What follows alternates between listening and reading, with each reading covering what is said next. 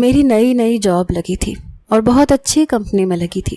وہیں میری ملاقات صبا سے ہو گئی. بہت ہی خوبصورت لڑکی تھی. ہینڈسم تو میں بھی بہت تھا.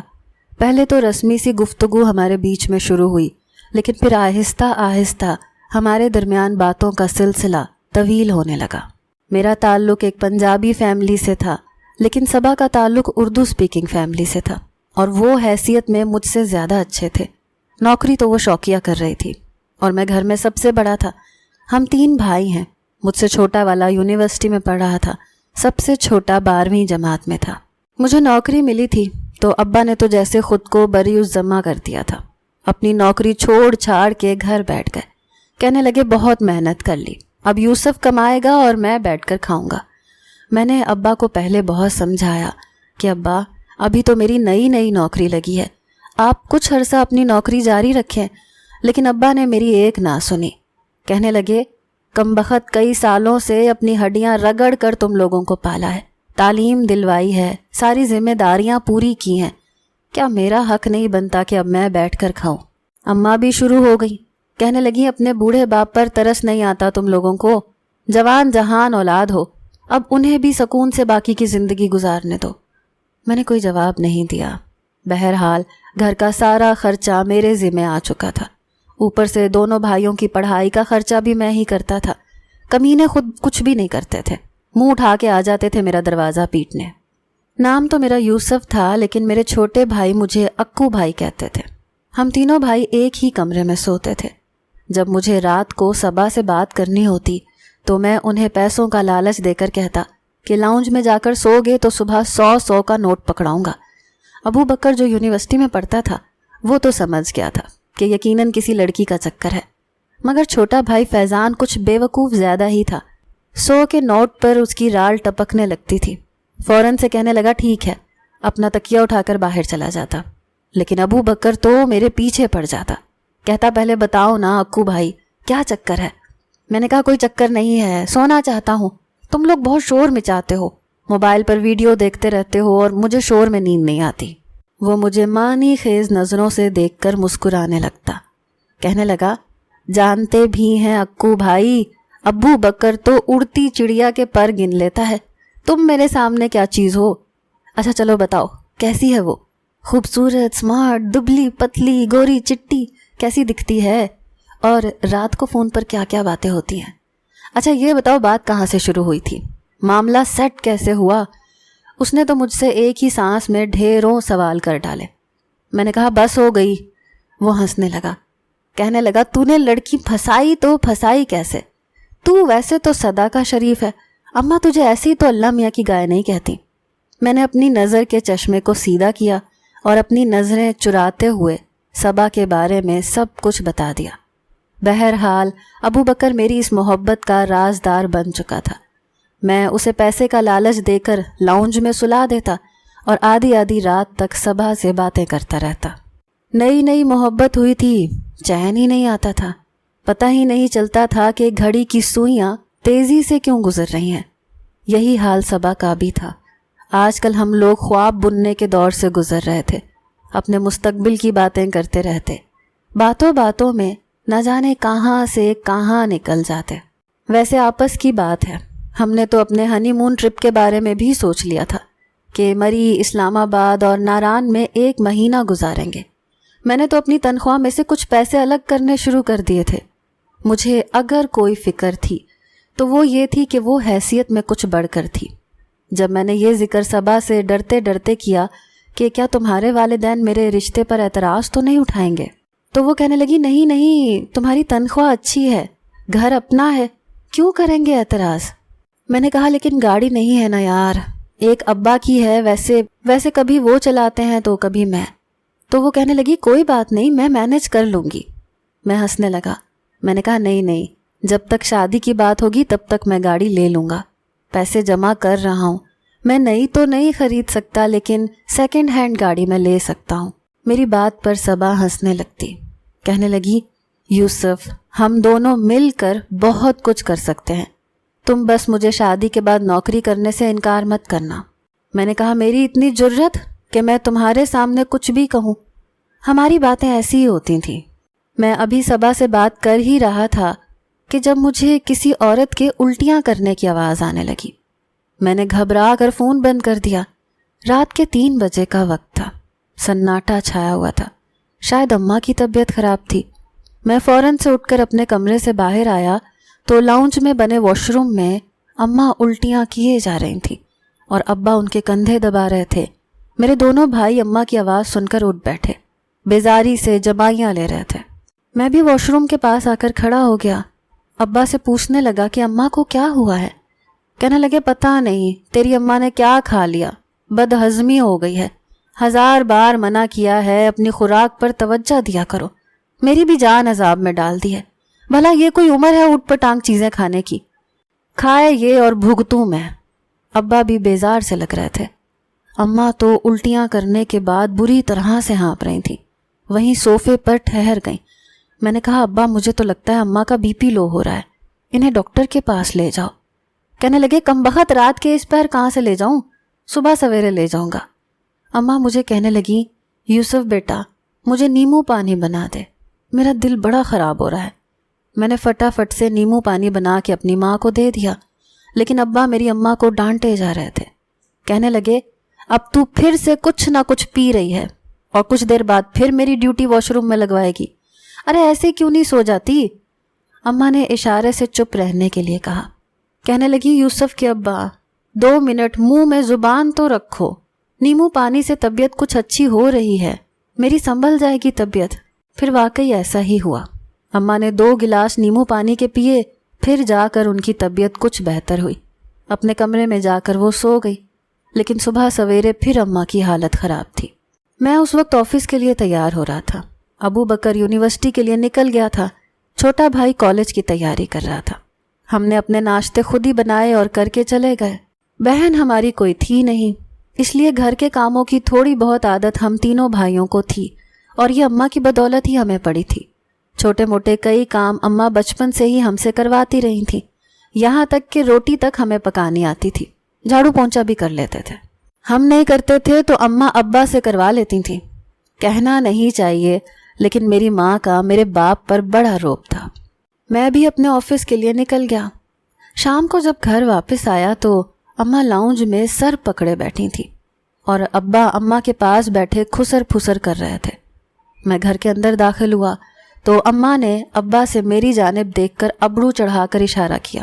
جیسے ہی ابا نے مجھے دیکھا سیدھے ہو کر بیٹھ گئے۔ میں نے کہا اماں آپ کی طبیعت کیسی ہے؟ میری ماں بجائے مجھے جواب دینے کے اپنے منہ میں دوپٹہ دبائے اٹھ کر اپنے کمرے میں چلی گئی۔ میری سمجھ میں نہیں آئی کہ آخر اماں کو کیا ہوا، میں نے تو طبیعت ہی پوچھی تھی۔ میں نے گہری سانس لی اور بیٹھ گیا۔ کچھ دیر میں ابو بکر اور میرا چھوٹا بھائی فیضان بھی آ گئے۔ ہم تینوں ہی صوفے پر بیٹھ چکے تھے۔ ابا کہنے لگے تمہاری ماں کی طبیعت ٹھیک نہیں ہے، اس لیے انڈے کا آملیٹ میں بنا دیتا ہوں، روٹی ایسا کرو بازار سے لے آؤ۔ فیضان کہنے لگا ابا میں آملیٹ نہیں کھاؤں گا، مجھے پیسے دو میں بریانی کھاؤں گا۔ ابا نے اسے 500 کا نوٹ پکڑایا۔ کہنے لگے ایسا کر ایک بریانی اپنی اماں کے لیے بھی لے آ، بڑا جی خراب ہو رہا ہے اس کا۔ یہ سننا تھا کہ مجھے ابا پر غصہ آنے لگا۔ میں نے کہا ابا ایک تو اماں کا ہاضمہ خراب ہے، انہیں کچھ ہضم نہیں ہو رہا، ارے انہیں کھچڑی کی ضرورت ہے، ہلکی پھلکی غذا دینی چاہیے، اور آپ بریانی منگا رہے ہیں؟ دماغ تو درست ہے آپ کا، مجھے تو لگتا ہے سٹھیا گئے ہیں اس عمر میں آ کر۔ میری بات سن کر ابا نے نظریں چرائیں، پھر فیضان سے کہنے لگے جا جو کہا ہے وہی لے کر آنا۔ پھر کہنے لگے بات سن، اپنی اماں کی بریانی میں مرچ مسالہ ذرا تیز ڈلوانا، ہو سکے تو آلو بخارے اور املی کی چٹنی بھی ساتھ لے آنا۔ یہ سن کر میں تپ کر رہ گیا۔ ابو بکر کو میں نے کہا جاؤ بھائی پیاز ٹماٹر تم کاٹو، آملیٹ آ کر میں بنا دوں گا۔ کیا مصیبت ہے، ایک تو تھک گیا ہوں، گھر آؤ اوپر سے کھانا پکانا بھی خود کرو۔ میرے منہ میں بڑبڑانے پر ابو بکر کہنے لگا ابا ویسے یوسف ٹھیک کہہ رہا ہے، ہماری عمر تھوڑی ہے ہم کچن کے کاموں میں لگے رہیں، اور یوسف تو ویسے بھی کمانے لگ گیا ہے، اس کی شادی کے بارے میں کچھ سوچو۔ ابو بکر کی بات نے تو جیسے میرے کان کھڑے کر دیے، دل میں لڈو پھوٹنے لگے کہ چلو کسی کو تو میری شادی کا خیال آیا، لیکن میرے ابا تو یوں بھڑک اٹھے، کہنے لگے ارے ابھی جمعہ 8 دن نہیں ہوئے اس کو نوکری کرتے ہوئے اور شادی کر دوں میں اس کی؟ شادی کا مطلب پتہ ہے میاں تمہیں؟ بیوی کی ذمہ داری ابھی ٹھیک سے کی نہیں جاتی کہ بچوں کی لائن لگنا شروع ہو جاتی ہے. ابھی رک جاؤ, 3 سال تو نام بھی مت لینا شادی کا. یہ سن کر میرا دل بجھ سا گیا. جس طرح سے میں اور صبا اپنی محبت کو پروان چڑھا رہے تھے, ہمارا بس نہیں چل رہا تھا کہ 6 ماہ میں ہی میں شادی کر لیتا. ابا کی گل فشانیاں سن کر تو میرا موڈ خراب ہو گیا. کھانا کھانے کے بعد جب میں اپنے کمرے میں سونے کے ارادے سے گیا تو اس وقت ابو بکر بھی کمرے میں ہی بیٹھا تھا اور فیضان اپنے موبائل میں گیم کھیل رہا تھا. میرا ارادہ تو یہی تھا کہ انہیں 100 کا نوٹ کا لالچ دوں اور کمرے سے باہر نکال کے صبا سے جی بھر کے باتیں کروں. میرے دن بھر کی تھکان کا علاج صبا سے باتیں کرنا تھا. لگتا تھا کہ کسی اور ہی دنیا میں جی رہے ہیں. میں بہت فریش ہو جاتا تھا. لیکن اس سے پہلے کہ میں ان دونوں کو کمرے سے باہر نکالتا, ابا میرے کمرے میں آ گئے اور آ کر بیڈ پر بیٹھ گئے. ہمیں حیرت ہوئی کہ ابا کمرے میں آئے کیوں ہیں, کیونکہ بنا کسی کام کے تو میرے ابا کبھی ہمارے کمرے میں نہیں آتے تھے. میں لیپ ٹاپ پر مصروف تھا. ابو بکر بھی اپنا اسائنمنٹ تیار کر رہا تھا. جب ابا نے کہا کہ مجھے تم تینوں کو کچھ بتانا ہے, میں نے کہا جی ابا بولیں. میری انگلیاں ابھی بھی لیپ ٹاپ پر چل رہی تھیں. کہنے لگے پہلے اپنا یہ لیپ ٹاپ بند کر. میں نے کہا ابا صبح میٹنگ ہے, مجھے رپورٹ تیار کرنی ہے پوری. آپ بولیں, مجھے سنائی دے رہا ہے. یہی جواب ابو بکر نے بھی دیا. البتہ فیضان نے موبائل ایک طرف رکھ کر پوری توجہ ابا پر فوکس کی. کہنے لگے تمہاری اماں کی طبیعت ٹھیک نہیں تھی. میں نے کہا ہاں ٹھیک نہیں تھی, اور اس پر بھی آپ نے اماں کو بریانی اور آلو املی بخارے کی چٹنی کھلائی ہے. اب بتائیں کیا دوبارہ سے اماں کو الٹیاں ہو رہی ہیں؟ میں نے ابا سے پوچھا تو کہنے لگے نہیں ہو رہی الٹی, بات تو سنو میری. میں نے کہا جی ابا بولیں. کہنے لگے میں صبح اسے ڈاکٹر کے پاس لے کر گیا تھا. میں نے کہا ٹھیک ہے, کیا کہا ڈاکٹر نے؟ کہنے لگے اس نے چند ٹیسٹ کروائے تھے. یہ کہہ کر ابا پھر چپ ہو گئے. 2 منٹ تو میں نے ابا کی اگلی بات کا انتظار کیا, لیکن جب وہ کچھ نہیں بولے تو میں نے لیپ ٹاپ سے نظریں ہٹا کر ابا کی طرف دیکھا. میں نے کہا ابا کیا آیا رپورٹ میں, سب ٹھیک تو ہے؟ کہنے لگے نہیں بیٹا سب کچھ ٹھیک نہیں ہے, بڑی گڑبڑ ہو گئی ہے. یہ سننا تھا کہ میری لیپ ٹاپ پر چلنے والی متحرک انگلیاں 2 پل کے لیے رکی تھیں. میں نے ابا کی طرف دیکھا. میں نے کہا کیا ہوا ہے اماں کو؟ ابا سب ٹھیک تو ہے. لیکن وہ چپ بیٹھے رہے. اب تو میرا دل بیٹھنے لگا, کہیں اماں کو کوئی خطرناک بیماری تو نہیں. میں نے لیپ ٹاپ چھوڑا اور ابا کے پاس آ کر بیٹھ گیا. میں نے کہا ابا کیا ہوا ہے اماں کو؟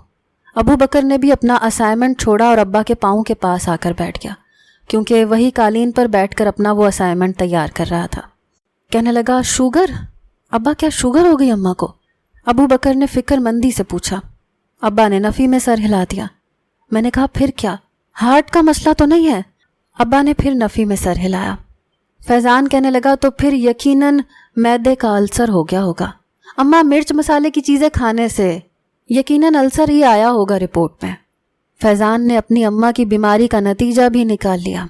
ابا کہنے لگے نہیں بے وقوف, ایسی کوئی بیماری نہیں ہے اسے, بھلی چنگی ہے.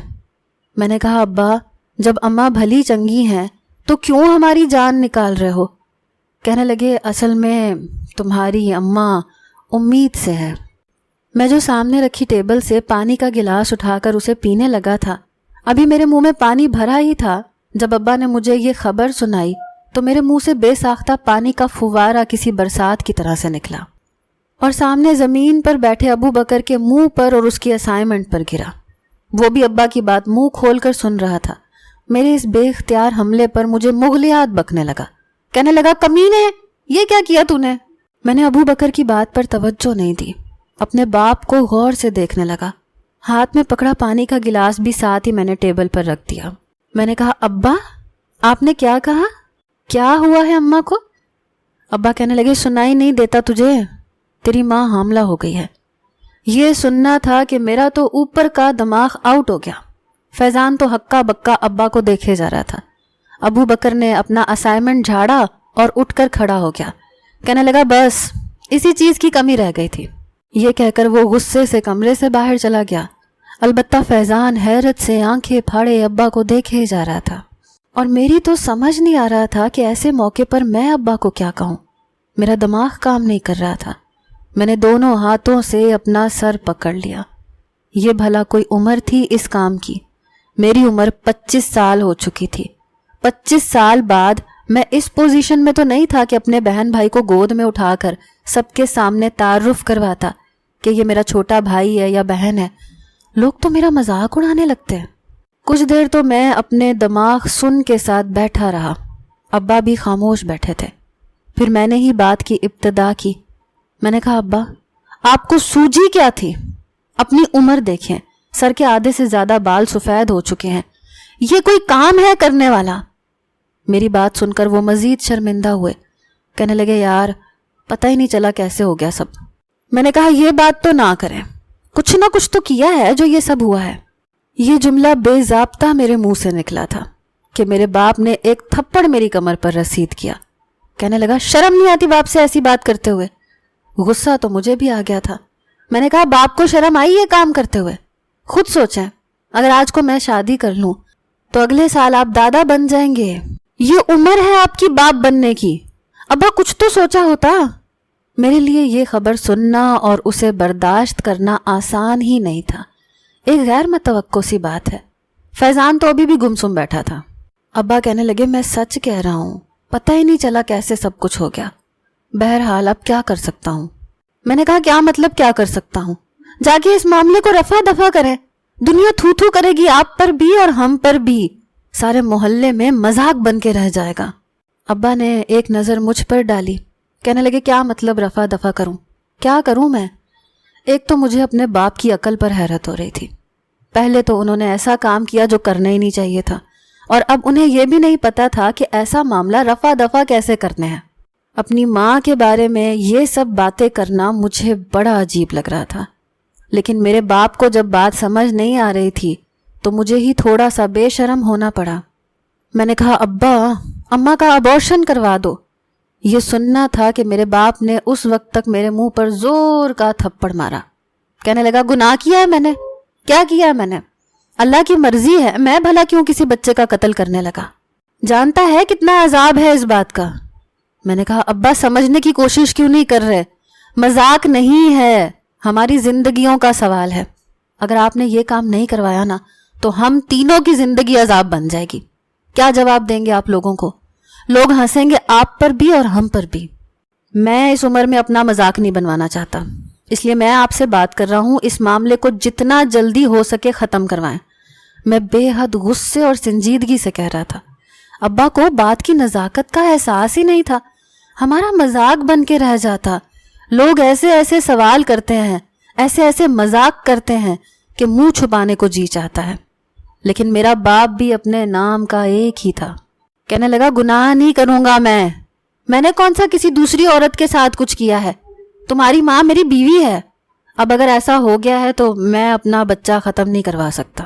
میں نے کہا پھر ایسا کریں, اماں کو 9 ماہ کے لیے کسی اور شہر میں لے جائیں. جب بچہ ہوگا تو اسے کسی بے اولاد جوڑے کو دے دیجیے گا. آپ کو گناہ بھی نہیں ہوگا اور آپ کا بچہ بھی پل جائے گا اور ہماری عزت بھی رہ جائے گی. لیکن ابا میں اس گھر میں یہ کام نہیں ہونے دوں گا. میں نے بڑے غصے سے یہ بات کہی تھی اور اپنے کمرے سے باہر نکل گیا. ابو بکر باہر لاؤنج میں بیٹھا اپنا سر دونوں ہاتھوں سے پکڑے ہوئے یقیناً اسی معاملے میں سوچ رہا تھا. میں اس کے برابر میں جا کر بیٹھ گیا. میں نے کہا تم نے دیکھا کیا کام کیا ہے ہمارے باپ نے؟ ہماری تو عزت خاک میں ملا کے رکھ دی. کہنے لگا بھائی یہ بہت غلط کام ہوا. ابا کو احساس ہی نہیں ہے کہ انہوں نے کیا کیا ہے. ارے ہم جوان جہان ہیں, 25 سال کے آپ ہو, 24 سال کا میں ہوں, اور اپنا فیضان 18 سال کا تو وہ بھی ہو چکا ہے. کہاں منہ دکھائیں گے لوگوں کو؟ لیکن یہ سب ہم سوچ رہے تھے, ابا نہیں. یہ تو شاید ہمارے مسائل کی ابتدا تھی. اس کے بعد جو کچھ ہمارے ساتھ ہوا وہ ایک ناقابل برداشت رویہ تھا جو ہمارے معاشرے نے ہمارے ساتھ اختیار کیا. پوری رات نہ تو مجھے سکون سے نیند آئی نہ ہی ابو بکر کو. البتہ فیضان کمرے سے باہر ہی نہیں آیا. صبح کے میسیجز بار بار آ رہے تھے, مس کالیں دے رہی تھی, مجھ سے بات کرنے کے لیے بے چین تھی. لیکن میں تو دماغی طور پر اس قدر الجھ گیا کہ صبح سے بات ہی نہیں کر سکتا تھا. صبح تک ہم نے یہ فیصلہ کیا کہ ابا سے بات چیت ختم کر دیں گے اور اماں سے بھی بات نہیں کریں گے. شاید انہیں اپنی غلطی کا احساس ہو جائے اور وہ اس معاملے کو ختم کروانے کے بارے میں سوچیں۔ لیکن 3 دن اور گزر گئے۔ اماں چپ چپ سی تھی، لیکن ابا ان کا بڑا خیال رکھ رہے تھے۔ کھانا بھی انہیں کمرے میں دینے جاتے، کچن کے کام بھی خود سنبھال رہے تھے، ہمارے لیے بھی کھانا پکا کر رکھ دیتے تھے۔ لیکن ہم نے بات چیت چھوڑ رکھی تھی۔ جب 8 دن ایسے ہی گزر گئے تو میں نے دوبارہ ابا سے بات کی۔ میں نے کہا، ابا میں آپ کی ذمہ داری تو سنبھال لوں گا، اماں کی بھی، فیضان اور ابو بکر کے خرچے بھی اٹھا لوں گا، لیکن خدا کی قسم آپ کے نئے آنے والے بچے پر 1 پیسہ خرچ نہیں کروں گا۔ جائیں جا کر کمائیں اس کے لیے، اپنی اولاد کے لیے خود محنت کریں اور اسے پالیں۔ میرا یہ کہنا تھا کہ میرا باپ مجھے غصے سے دیکھنے لگا، کہنے لگا، ٹھیک ہے، جب تم تینوں کو پال کر بڑا کر سکتا ہوں تو اسے بھی ضرور کروں گا۔ میں دوبارہ سے نوکری کر لوں گا، میرا بچہ تم پر بوجھ نہیں بنے گا۔ میں سمجھا تھا کہ ابا میری یہ بات سن کر ضرور اماں کا ابارشن کروانے کے بارے میں سوچیں گے، لیکن ابا اپنے فیصلے سے ٹس سے مس ہونے کو تیار نہ تھے۔ ابا نے دوبارہ نوکری کر لی۔ میری ماں ہم سے منہ چھپائے پھرتی تھی۔ ہم تینوں بھائی گھر کے ماحول سے بے حد ذہنی اذیت کا شکار ہو کر رہ گئے تھے۔ سب سے زیادہ اثر فیضان لے رہا تھا، چپ چپ رہنے لگا تھا، پڑھائی پر بھی توجہ نہیں دے رہا تھا۔ ہوش تو میرے اس وقت اڑے جب میں نے اسے سگریٹ پیتے دیکھا۔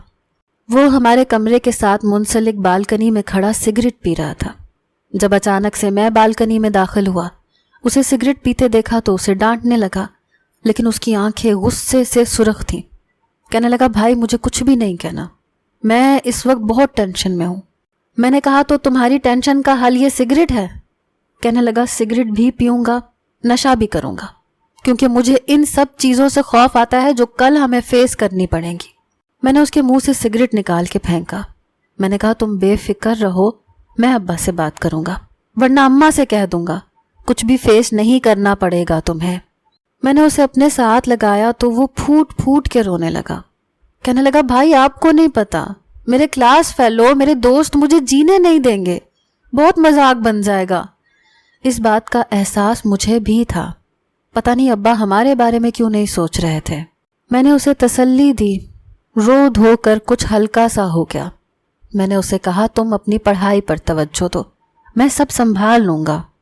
ان دنوں میں بہت ذہنی الجھن کا شکار تھا۔ صبا مجھ سے کہنے لگی کہ کیا بات ہے یوسف، تم پہلے کی طرح مجھ سے بات ہی نہیں کرتے، بے حد اداس رہتے ہو۔ میرے پاس بتانے کے لیے جو وجہ تھی وہ اس قابل نہ تھی کہ میں صبا کے ساتھ شیئر کرتا۔ میں نے کہا، بس کچھ گھریلو پریشانی ہے۔ کہنے لگی، تم مجھ سے کہو کیا پریشانی ہے۔ میں نے کہا، کچھ بھی نہیں، بس ایسے ہی چھوٹی موٹی بات ہے، جیسے ہر گھر میں ہو ہی جاتی ہے۔ میں نے بات کو ٹال مٹول کر دیا، لیکن چند دن بعد وہ پھر مجھ سے وجہ پوچھنے لگی۔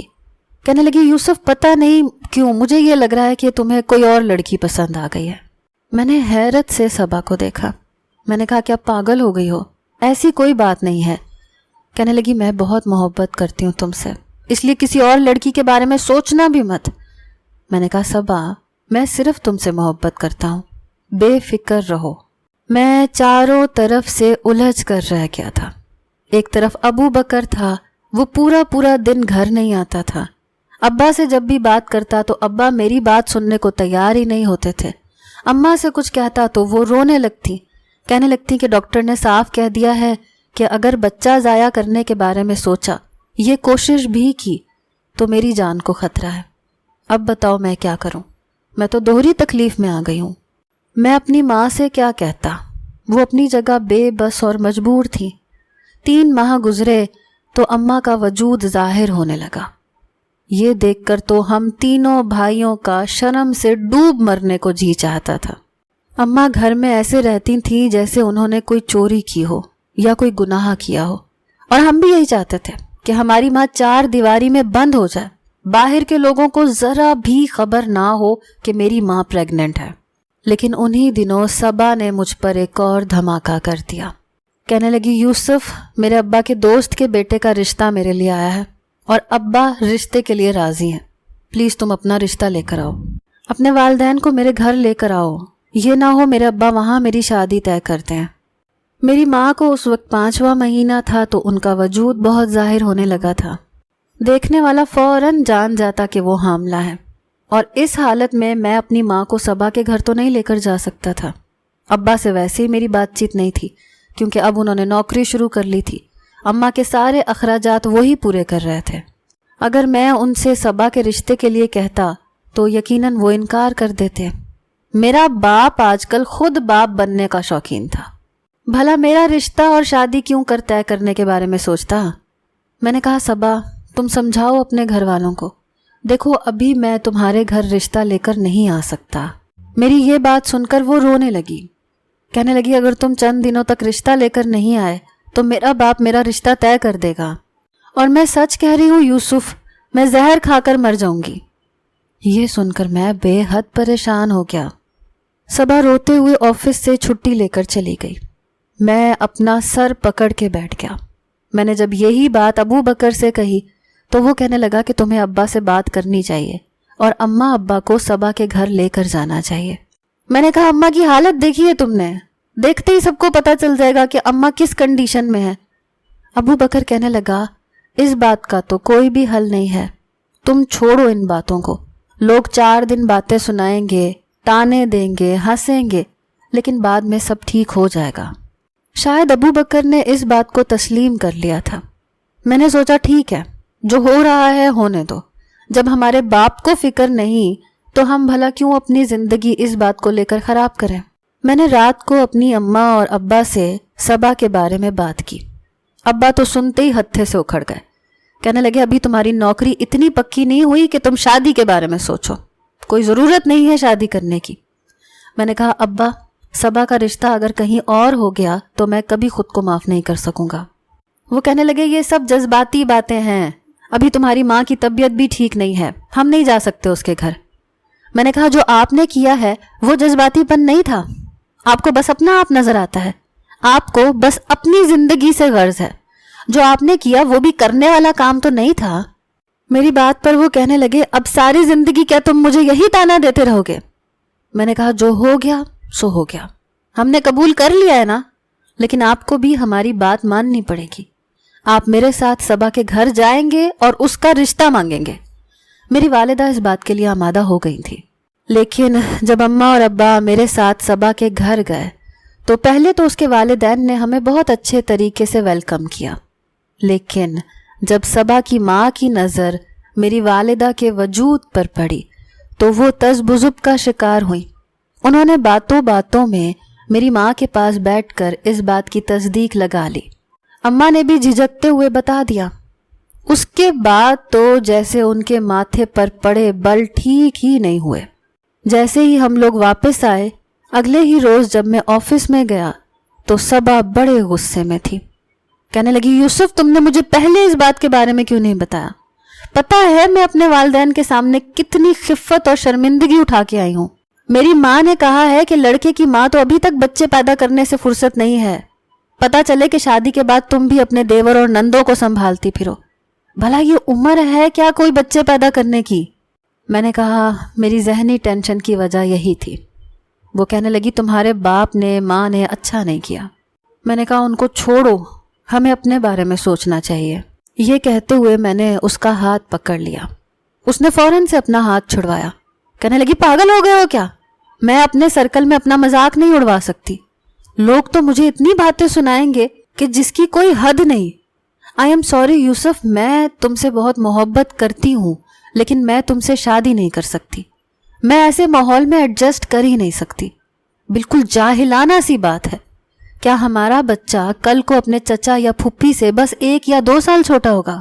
کتنی شرم کی بات ہے، میں ایسے ماحول میں رہ ہی نہیں سکتی، سو سوری۔ میں نے بے چینی سے کہا صبا میں بہت محبت کرتا ہوں تم سے، خدا کے لیے یوں تو دامن مت چھڑواؤ۔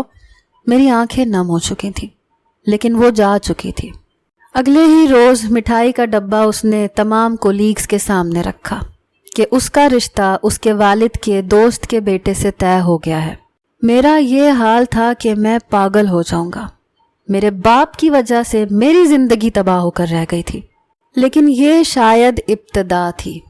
میں گھر پہنچا تو ابو بکر بے حد پریشان تھا، کہنے لگا اکو بھائی فیضان کمرے میں بند ہے، کب سے دروازہ پیٹ رہا ہوں, نہیں کھول رہا.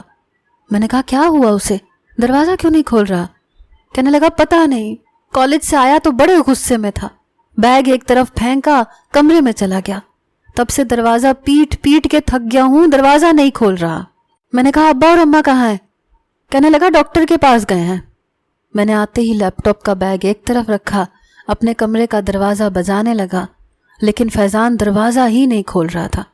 میں نے کہا ابو بکر میرے ساتھ دھکا لگا, دروازے کا لاک خود بخود ٹوٹ جائے گا. ہم دونوں نے مل کر خوب دھکا مارا, لیکن جیسے ہی دروازہ کھلا فیضان کو دیکھ کر تو ہماری جان ہی نکل گئی. وہ بیڈ پر اوندھا لیٹا ہوا تھا, ہاتھ زمین پر لٹک رہا تھا اور خون اس کے ہاتھ سے بہے جا رہا تھا. اس نے اپنی نس کاٹ لی تھی. ہم دونوں بھائیوں کے تو ہوش اڑ گئے. فوراً اس کو لے کر ہاسپٹل پہنچے. ڈاکٹر نے اس کی حالت دیکھ کر پہلے تو ٹریٹمنٹ کرنے سے انکار کر دیا کہ یہ تو پولیس کیس ہے, خودکشی کی کوشش کی گئی ہے. بڑی مشکل سے ہم نے پیسے دے دلا کر ڈاکٹر کو ٹریٹمنٹ کے لیے آمادہ کیا. خون کی 2 بوتلیں ہم دونوں بھائیوں نے دی. پھر جا کر فیضان خطرے سے باہر ہوا. جب اسے ہوش آئی تو ہم نے خودکشی کی وجہ پوچھی تو رونے لگا. کہنے لگا وہی ہو رہا ہے بھائی جس کا ڈر تھا. میرے دوست میرا مذاق اڑاتے ہیں, کہتے ہیں کتنے ماہ بعد آئے گا تیرا چھوٹا بھائی؟ تمہاری ماں کا کون سا مہینہ چل رہا ہے؟ اچھا بتاؤ نام کیا رکھو گے؟ کبھی کہتے ہیں کہ گود میں اٹھا کر اسے ہمارے پاس ضرور لے کر آنا. کبھی کہتے ہیں کہ اپنی اماں سے پوچھنا کہ اگلا بچہ کب پیدا کریں گی. اس طرح کی باتیں سن کر میں تھک چکا تھا. وہ لوگ مجھ پر ہنستے تھے, میرا مذاق اڑاتے تھے, کہتے تھے اس کی ماں کا تو وہ حال ہے کہ بوڑھی گھوڑی لال لگا, بڑھاپے میں جوانی چڑھی ہوئی ہے. کوئی کہتا ہے کہ ایسا کرو اپنی ماں کی حالت کی ویڈیو بنا کر سوشل میڈیا پر ڈال دو, وائرل ہو جائے گی ویڈیو, پیسہ بھی خوب کما لو گے. شاید یہ سب باتیں سن سن کر وہ دل برداشتہ ہو چکا تھا. کہنے لگا اسی لیے میں نے خود کو ختم کرنا چاہا تھا. ایسی باتیں نہیں سنی جاتی. مجھے ابا کا فون آنے لگا. کہنے لگے تم تینوں کہاں ہو؟ میں نے کہا آپ کے کیے ہوئے کرتوت ہماری زندگیوں کو برباد کر رہے ہیں. ابا فیضان نے خودکشی کی کوشش کی ہے, اپنی نس کاٹ لی تھی. یہ سننا تھا کہ میرے والدین بھاگے دوڑے ہسپتال پہنچے. میری ماں فیضان کو گلے لگائے روئے جا رہی تھی. ابا بھی پریشان تھے.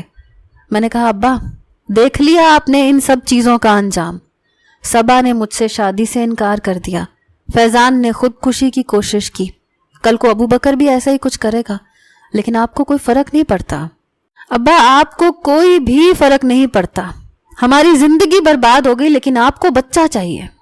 میری ماں کہنے لگی تم لوگ فکر نہ کرو, اس بچے کے پیدا ہوتے ہی میں اس کا گلا گھونٹ دوں گی, مار دوں گی اس کو. یہ کہہ کر وہ ہذیانی کیفیت میں آ گئی.